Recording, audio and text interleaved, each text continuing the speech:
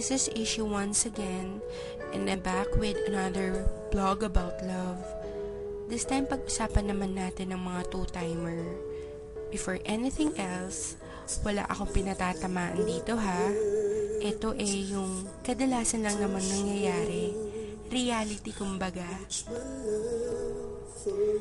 Masarap mag two-time, di ba? Yung tipong dala-dalawa sila, tatlo-tatlo, minsan 10-10 pa nga eh. Pero minsan naisip ba natin kung anong epekto nito sa mga nasasaktan natin? Masarap mag two-time. Pag natapos ka sa isa, lilipat ka naman sa isa. Tapos sa iba naman hanggang sa magsawa ka. Tapos iiwan mo lang. Kasi may nakita kang mas gwapo o mas maganda sa kanya.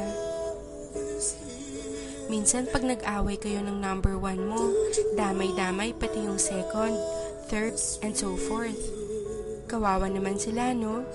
Samantalang wala naman silang ginagawa sa'yo kung di ang intindihin ka at mahalin lang. Bakit nga kaya masarap mag two-time?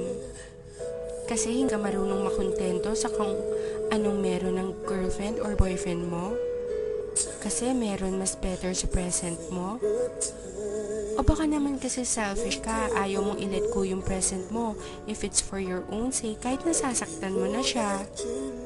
Kasi Kasi sarili mo lang iniisip mo. Paano kung gawin sa'yo yun? Sa tingin mo makakaya mo? Sa tingin mo okay lang sa'yo?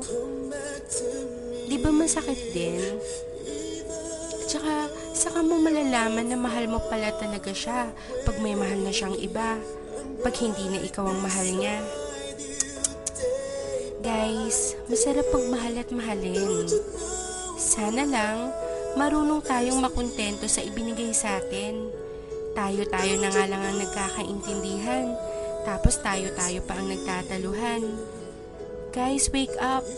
Mahalin yung mga girlfriends, boyfriends nyo. Be loyal. Sorry sa mga natatamaan ko. Ginigising ko lang kayo sa matagal yung pagkakatulog.